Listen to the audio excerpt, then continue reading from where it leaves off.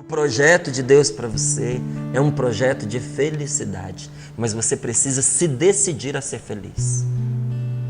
Você precisa tomar essa decisão. Tá certo se você até diz aí, Márcio, não é só a gente escolher ser feliz. Eu concordo, assina embaixo, não é só a gente escolher. A gente precisa escolher e precisa da graça de Deus. Sem a graça de Deus você não vai conseguir. Mas a graça de Deus você já tem. Você poderia até não saber disso, poderia até ficar na dúvida, mas hoje esta palavra está afirmando isso para você. A graça de Deus você já tem. O que é que falta? A sua escolha. Você pode se decidir que a partir de agora você será feliz, com o pouco ou com o muito. Mas a partir do momento em que a gente decide que vai ser feliz, custe o que custar, e com Deus, a gente pega o pouco e transforma no muito. Porque Deus está conosco. Aquele que multiplicou os pães e os peixes está ao nosso lado, e Ele pode multiplicar o nosso tempo e o nosso pouco. Aquele que transformou a água em vinho está conosco. Ele pode transformar as nossas misérias em graças. Mas veja, até quando Jesus transformou não, até quando Jesus multiplicou os pães, Ele não os multiplicou do zero. Foi preciso que alguém viesse e entregasse tudo o que tinha. O Senhor multiplica as coisas na nossa vida a partir daquilo que nós oferecemos. Ele não pede aquilo que nós não temos. Ele pede o que nós temos. E se nós tivermos coragem de confiar e entregar nas mãos dele, ele multiplicará. Mas veja, Jesus não parte do zero.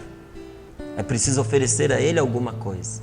Porque zero vezes qualquer coisa que seja é zero. Não é? Zero vezes 1 é zero. E zero vezes 100 é zero. E zero vezes 1 milhão é zero. Se o que você oferece a Deus é nada, não é até mesmo uma decisão, nenhuma decisão sequer a gente oferece, o que nós colocamos nas mãos de Deus para que Ele multiplique? Nada. E nada vezes seja o que for é nada. Nós temos que entrar com a nossa parte. E às vezes a nossa parte é uma simples escolha, mas uma escolha de vida. Uma escolha do coração. Uma escolha na qual a gente diz: eu acredito que o teu projeto para mim é de felicidade. E eu aposto, essa aposta você pode fazer. Nesse jogo você pode entrar. Você pode dizer: aqui eu aposto todas as minhas fichas. Porque Deus disse que Ele quer a minha felicidade e que o projeto que Ele tem para mim é um projeto de felicidade, não de sofrimento. Eu confio e aposto tudo. Deus não te quer sofrendo. Deus não arquitetou o seu sofrimento. Principalmente certos sofrimentos de morte que entram na nossa vida. Tem algum sofrimento que a gente quer para os nossos filhos, que é o sofrimento da luta, que é o sofrimento da conquista. É bom quando a gente olha e o menino está lá em cima do caderno, quebrando a cabeça. Você vê que ele está sofrendo, mas você não vai lá ajudar. Só quando você vê que precisa mesmo, porque ajudar é atrapalhar nessa hora. Ele precisa exercitar a inteligência e descobrir os próprios caminhos. Esse sofrimento, a gente que é pai quer para o filho da gente. Qual é o pai que não gosta de ver o seu filho ali num esporte, se dedicando e sofrendo para melhorar, para crescer? Porque não é só o esporte em si. Isso é bom para a saúde dele, isso é bom para o corpo dele. Na nossa vida tem muitos sofrimentos que nos fazem crescer. E esses sofrimentos Deus não nos tira. Mas Ele nos apoia, nos incentiva, nos ilumina. Como um pai dá bom conselho ao seu filho, por meio do Espírito Santo, Deus nos dá inspirações que nos motivam, que nos incentivam para a gente crescer. Mas tem um tipo de sofrimento que nenhum pai quer para o seu filho e que Deus não quer para nós. Esse sofrimento de morte que desanima, essa falta de coragem, sabe, esse desgosto pelas coisas. Isso fere o coração de Deus, não em conta de pecado. Fere porque Deus não tem prazer no seu sofrimento. Deus não se alegra em te ver infeliz. Só que Ele só pode te ajudar se você decidir que quer ser feliz. Pouca coisa Deus pode fazer em favor de alguém que não se ajuda, que não quer nada com nada. Mas a partir do momento que a pessoa se desperta e diz: eu vou me ajudar também.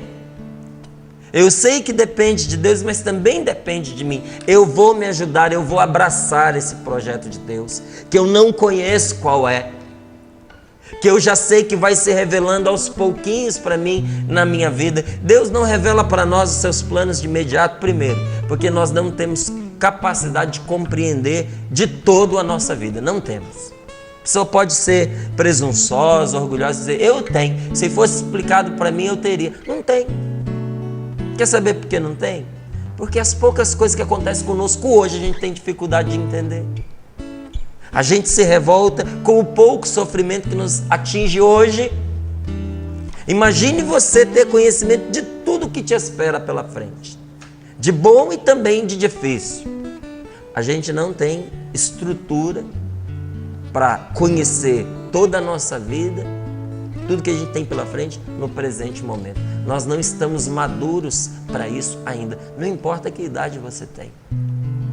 Segundo, seria um tédio, né? A gente acordar hoje já sabendo tudo o que ia acontecer. Um dia sem surpresas, um dia sem novidade. Quem já namorou sabe que uma das coisas mais gostosas do relacionamento é a surpresa. Você tirar a surpresa da vida, faz favor, né? Como é gostoso quando a outra pessoa que te ama e que você ama, ela te surpreende. Diga para mim se todo dia não é uma surpresa. Cada dia é uma surpresa. Você se levanta e você não sabe como é que vai ser. Olha, mas as minhas surpresas não têm sido muito boas, mas podem ficar. Porque o projeto de Deus para você é um projeto de felicidade, não de sofrimento. Deus não arquitetou o seu sofrimento, mas arquitetou como você vai sair deste sofrimento. Isso Ele arquitetou. Ele já pensou como você vai vencer e vai te ajudar. Hoje para nós é um dia de esperança. Hoje para nós é um dia de retomada, é um dia de coragem, é um dia diferente. Este dia de hoje tem tudo para ser um dia diferente para você. É um dia de esperança. O Senhor mesmo nos diz: eu vou dar a você uma esperança. Seja o que for que você ouviu. Você pode ter recebido nos últimos dias a pior de todas as notícias. Hoje Deus, por meio do seu Espírito Santo, está falando ao seu coração: eu vos darei uma esperança. Eu vou dar a você uma esperança. Eu vou te dar um futuro.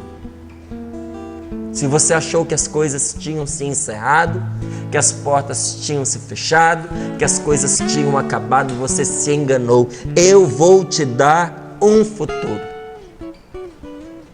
E aí a coisa que mais importa para nós saber neste momento, o que é mais importante saber desta palavra, o que nós podemos fazer diante desta palavra? O que posso eu fazer? Porque eu quero isto para mim. Eu quero esta palavra na minha vida hoje. Eu preciso dela para agora, porque se Deus não me socorre hoje, eu não sei o que vai ser do meu dia de amanhã. O que eu posso fazer? Versículo 12. Quando me invocardes, ireis em frente. Muitas vezes nós não avançamos na vida, e quem não avança no mundo espiritual é assim. Não existe aquela estática, aquela estabilidade estática parada. Não existe. Quem não avança, recua. Na espiritualidade é assim. No mundo material, não. Você põe o carro na garagem, se você não tirar ele de lá, daqui a um mês ele está lá. Se ninguém pegar, ele está lá. Você pode procurar que o carro está lá no cantinho. Tem uma estabilidade, ele não avançou, ele não regrediu. Mas no mundo espiritual não é assim. Quem não avança, recua. E quantas pessoas regrediram na vida? se diminuíram. Por quê? Porque se recusaram em contar com aquele que poderia fazê-las avançar. Quando me invocardes, diz o Senhor, ireis em frente. Quantas vezes eu e você falhamos porque nós fomos incapazes de invocar a Deus? Porque a gente ficou preso ao que a gente fez, aos nossos pecados, às nossas angústias. A gente olhava e dizia: como que eu vou contar com Deus depois de tudo que eu fiz, do caminho que eu escolhi? Eu sei que isso que eu estou fazendo não é bom, não é certo. Não, eu estou meio assim, em dívida com Deus. Tem muito tempo que eu não me confesso. Eu me afastei, eu não estou indo à missa. Ok, isso é ruim mesmo, é muito ruim. Só que pior ainda é nem recorrer a Deus. Porque quando você recorre a Ele, Ele te dá forças para você regressar ao caminho que você deveria estar. E quando nós deixamos de invocar ao Senhor, nós não só deixamos de avançar, como nós recuamos. O que nos diz esta palavra? Quando você me invocar, você avançará. Quando você se voltar de coração para mim, quando você voltar à intimidade comigo, quando você contar comigo, você vai avançar. Quando me invocardes, ireis em frente.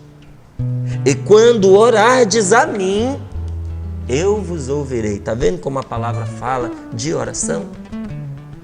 Esse invocar a Deus aqui não é simplesmente pedir um aliado na hora do desespero, nem dizer uma fórmula mágica que vai mudar a nossa situação. Não é como aqueles super-heróis que tem sempre um chavão, né? Então, na hora que ele precisa se transformar, ele berra lá alguma coisa e as situações mudam porque ele fica super poderoso. Não é isso. É intimidade. Intimidade com Deus. Invocar aqui é dizer: meu Deus, bati numa pedra que eu não consigo vencer. Eu preciso ultrapassar.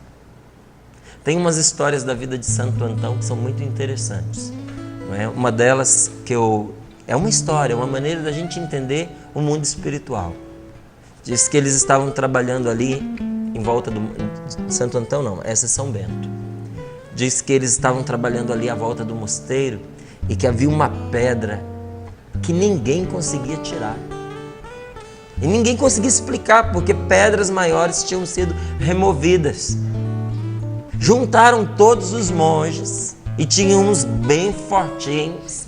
E olha, eles fizeram o que puderam, mas a pedra não se moveu. Alavancas, pegaram troncos, a pedra nem tremia.